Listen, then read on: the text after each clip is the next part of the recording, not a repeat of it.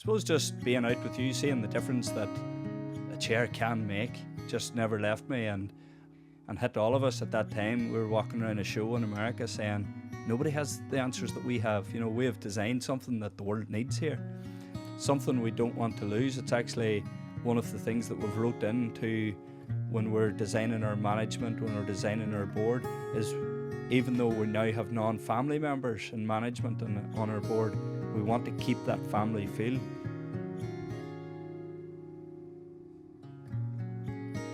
Well, Jonathan, welcome to the Martina Tierney podcast. Did you ever think that you'd be sitting here being interviewed by your mother? Again. Again.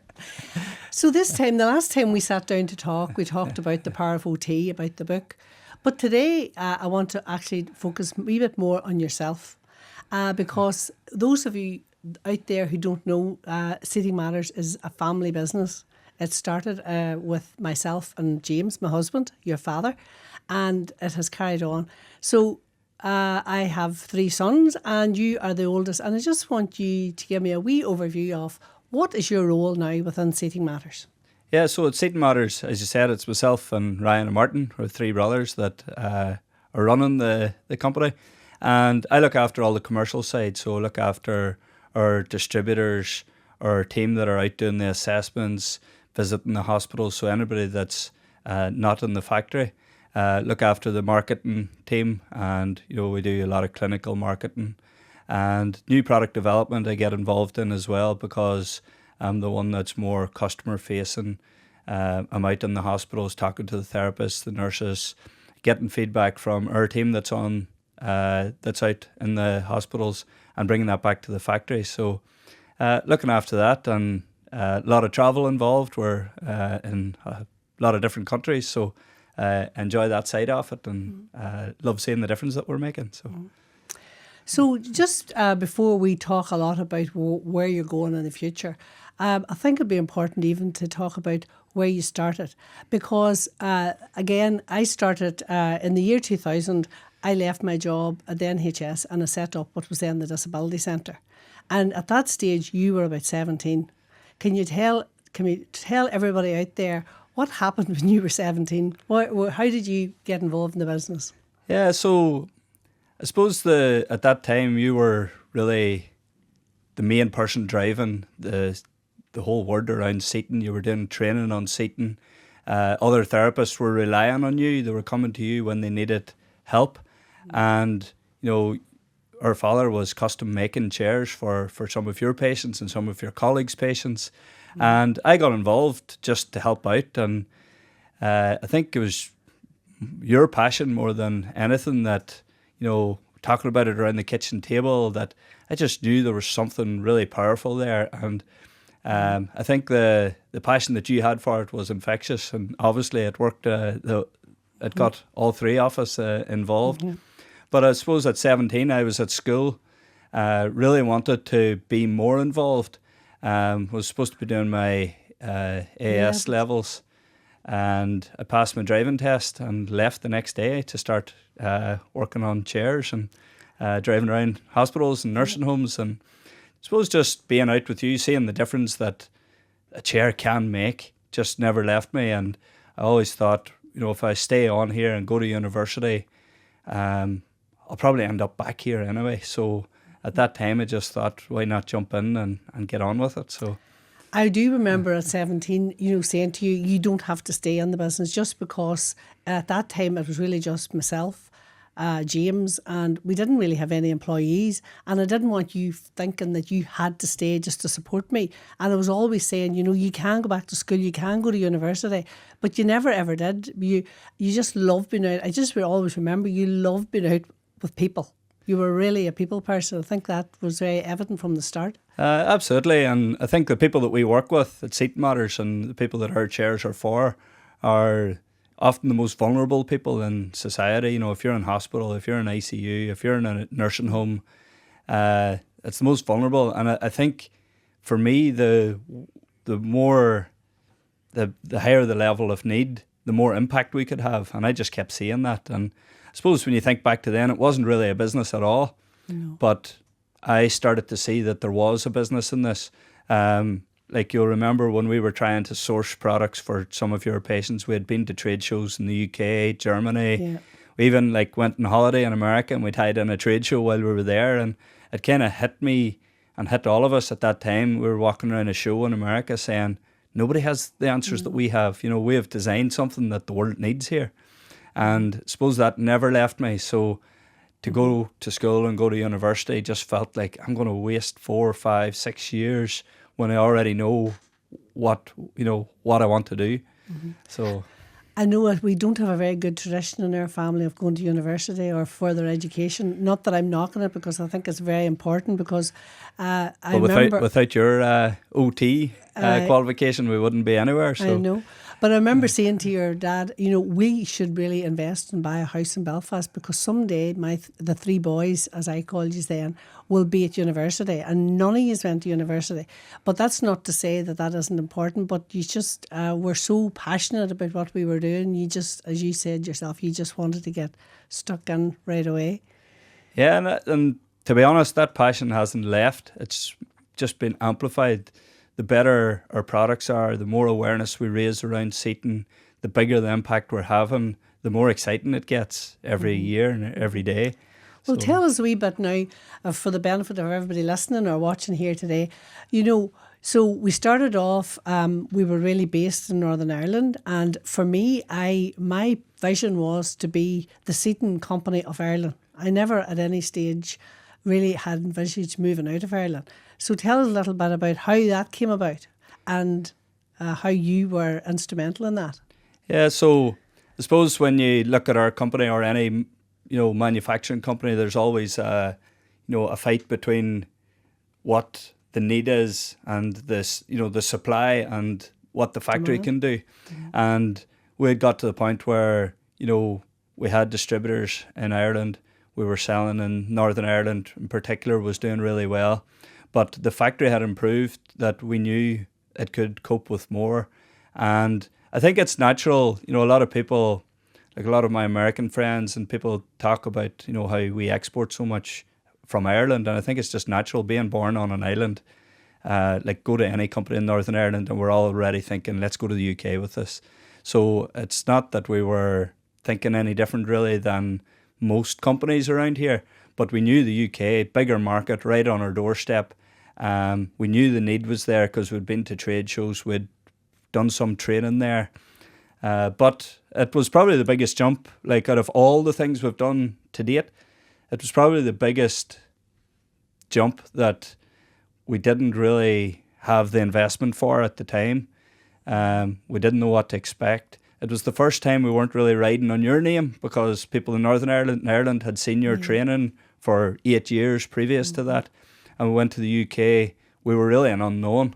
And I remember it being weeks and weeks and weeks. I still remember the first chair that we delivered into a nursing home in Stockton-on-Tees, above all places in the UK. And that was the first chair, I'm sure months after we moved to the UK. But it's proven to be brilliant. The Northeast is still one of our top areas. And it's definitely worked. The UK is a brilliant market, and we have so many great customers and had such big impact in nursing homes, hospitals. Have case study after case study of that being worthwhile. So it was worth all the work at the start. And then after we did Ireland and then the UK, and then you spent a long time in Canada and America, and you're going to Australia next week. So tell me, just for the benefit of those people listening again, how that organically grew to become like a worldwide organisation as opposed to just staying local. Yeah, I suppose the ambition was there and the need was there, but we were really pulled into Canada. It was therapists from Ireland that had moved to Canada, and they were out there doing their work, and they kept telling their team and their bosses, we need better chairs here, we need seating matters. And it was Irish OTs that were so using our products that asked, is there a way that we can get your products in Canada? So we had some contacts, some friends in Canada, and we started off really small, just providing some local areas. But then, like everywhere that we go around the world, you walk in, we always think that, if you think of going to the UK, that their hospitals are going to be better, or if we go to Germany, we think their hospitals are going to be maybe more advanced. We thought the same. We go to Canada and America, we thought they're going to have Really these is. answers, but they really didn't, and they still don't in many, many cases.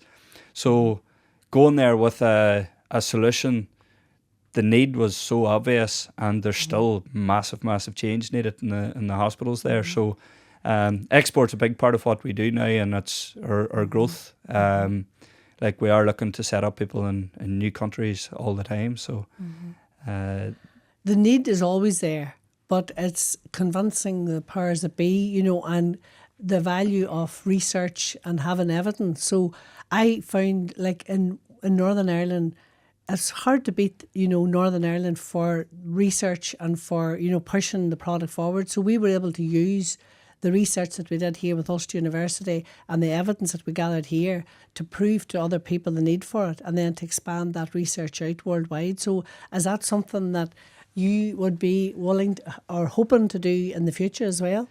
So the clinical research is really what's going to drive the change within the healthcare system, because as much as we want people just to recognise that seating is important, and we know it is, obviously there's budgets that need met. Healthcare around the world is struggling in many ways with budgets, with getting staff and nurses. So having the research to back up what we're doing, and we can have such an impact, it's actually really easy to get good results. So the research that we done with the University of Ulster way back at the start really did open a lot of doors for us. It drove us into the export market. But now what we want to do is to have more localized examples. So, we want to work with university hospitals in Australia and have Australian examples. We're currently working with a university in the US doing a falls prevention clinical trial, and the results are going to be released in March.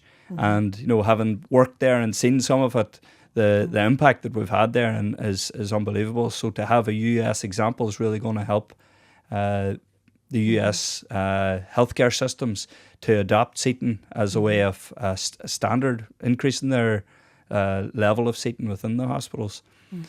So it's very, very important to have the research. I always remember this story, and I've told this story a few times about you, and I don't know if you'll remember it, I'm sure you will. But I always, as you know, as an OT, it was always patient first, and it was, the company grew up around the need of the patient, and it has been something that has penetrated the company. And I'm very glad to say that all our employees think like that. They think patient first. It's not about sales. It's not about targets. It's about getting it right. And I remember you going to do an assessment for a client in Wales. Do you remember this? I know the story, yeah. You were going to do it for a client in Wales, and I was at home. I remember I was actually in my own kitchen, and the phone rang, and you said you were in the house and the person was sitting on another chair belonging to another company that was quite complex, and they liked it because of the fabric and the colour, but it wasn't the right chair for them. But you had a chair in the van that you said was a bit like that, but you didn't think it was right, but it was the one the patient wanted. But you said to me, the one the patient needs is the Atlanta chair. It's safer, all the rest. You said, and you were quite young, you might have been 18, 19 at the time, you said, should I sell the chair they want, or should I give them the chair that I know they need? And I said, you need to walk away from that assessment if they don't take the chair that you recommend. Do you remember that? Yeah, and I remember it so much that we talk about that all the time when we're doing training with seating specialists, with new distributors. And I think at the very start of any company, you're always trying to, you're eager to please and you're eager to do. But I think we're at the point now where we have the respect of the clinicians that we do know.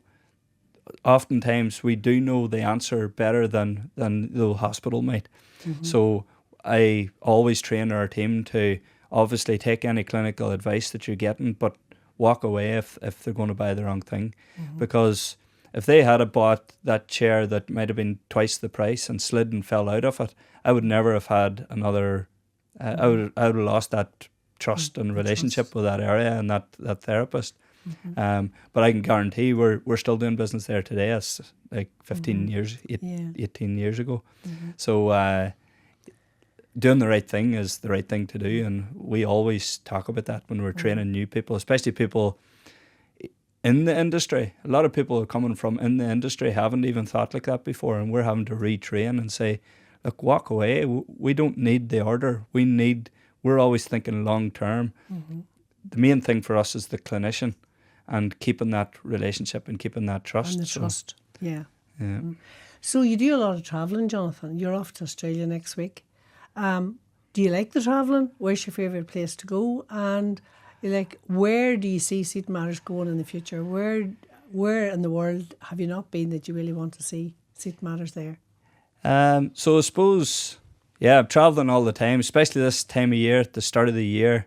Everybody's doing their kick-off meetings, and now that I've got a family, I want to try and get home again as well, so it doubles the flights. I used to leave and I would just do the meetings back to back and be away for a month at a time, but now I try to get home at the weekend, so I'm flying to Sydney next Friday. I'm back the next weekend, then I go to Florida the following week. I'm back. And it's where the story of the long haul flight comes from that we'll hopefully touch on, because anybody that ever hears me talk about Seaton, I talk about the long haul flight. But Europe is probably the area that we want to expand in the most. We've done really well in the English speaking countries. I think we've kind of taken the easy route to export when you think of that. But so which countries are they? We've established some good relationships and work in some of the European countries. France, Belgium, the Nordics are good countries for us. But some of the bigger ones like Germany, 60% of the healthcare spend in Europe is in Germany. And, we've done small bits and pieces there, but we don't have a proper team set up. So that's probably a big one for me. But any of the European countries that we're not fully established in, so we have provided chairs on one-off need for many different countries, but to actually set up a proper distribution, have clinicians there helping hospitals, doing the full program of services that we can provide. So that would be the goal. But everywhere we're working, there's still so much more to do. Sometimes it can feel overwhelming. Even going into hospitals in Ireland, there's still so much work to do. You go to the UK, where we've been doing Seaton for so many years, we've been doing training, and you walk into hospitals. We did an audit of a hospital recently, and less than 25% of the patients in the hospital were out of bed between 10 a.m. and 3 p.m. And the whole pajama paralysis, early mobilisation, getting people out of bed, it's so important. But between 10 a.m. and 3 p.m, 75% of the patients aren't getting out of bed. And when we looked at the 25% that were getting out, only 7% of them were sitting appropriately. So the 75% that weren't getting out, it was lack of proper seating? Yeah, so like when we audited the type of chair versus the type of bed and mattress, there was a massive, difference. And that's because traditionally the bed and the mattress is bought by the clinicians. It's a clinical decision. The chair sitting beside the bed is a piece of furniture. It's bought by interior design. And I've followed every contract that's come up for hospitals in the last 10 years. The most clinical question they ask is infection control. So as long as they can wipe it down and clean it. But that just shouldn't be the way. I always say the diagnosis doesn't change between bed and chair. So to get that patient out of bed and put them into the chair, that chair needs to be every bit as clinical as the bed is. And it's something we're talking about all the time. But it's really coming to light now with, hospitals being at 100+% capacity. And yeah, to answer the question, the 75% that were in bed that couldn't get out was probably because the chair wasn't good enough for them. And the evidence we have is, if you can get the person out of bed earlier, you can get them discharged earlier discharge. And that's definitely would have an impact now with the overcrowding of the hospitals. Absolutely. So like the hospital-acquired deconditioning is a massive problem, that for every day or week that a patient spends in bed, it actually extends their stay because they're losing muscle mass, they're losing the ability to sit up, their oxygen levels are affected, their diet's affected, they're not eating as well. Mentally, they're affected. We know if we go in and get somebody out of bed, I always say their diagnosis hasn't changed, but they mentally feel better because they're up out of bed. The family walk in and go, oh, Dad's having a good day, he's out of bed. It just has such a major impact. And we know even people coming into A&E or into the emergency, if they never go to bed, they're more likely to walk out again. So if we can get them into the right chair at the emergency, they get treated, they can often go home again. Once they go into the bed, they're generally going to end up being admitted, and then they're staying there for a few nights and taking up room that the hospitals can't afford. I saw there recently we provided chairs for an accident and emergency in England. You can tell me where it was in a minute. But I was absolutely delighted to see these chairs sitting in the emergency department, and people have been sitting for hours there. We know the length of wait that people have. And that's where a lot of them can develop pressure injuries and falls and everything. And so where was that and how did that come about? Because that was something, it's sort of almost like a new thing for us to get chairs into the emergency department. Yeah, so that was some of the London hospitals, the South East, Kent area. We are putting chairs into the accident and emergency departments. And it's something that, when we're involved in healthcare systems, it's a problem in the UK, Ireland. It's actually a problem right across Europe, is that the emergency departments can't cope. They're sitting at, way over capacity, long wait times. And the problem for the hospital, it's the most public-facing part of the hospital because everybody in the public knows about the emergency. If your child gets sick and you have to go up and sit there for 10 or 12 hours, everybody... It's become a public problem, and we know that they're under massive stress. They're understaffed. The wait times are a massive problem for them. But we know that if you're going in there and your mother's been put in a trolley and left on the corridor, it ends up on the news. But we go in and we take the trolleys out.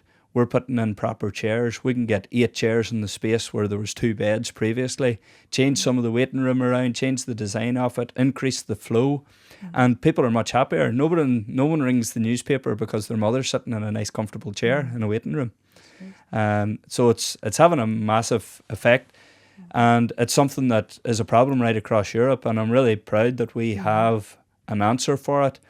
It wasn't easy. It's not just a matter of going in and providing a chair. We've had teams working on this, getting it through funding, showing the clinical benefits, doing like 12-week trials. It's a lot of effort, but when you see the reward at the other side, the before and after pictures of the A&E, it just looks like a proper facility to look after sick people.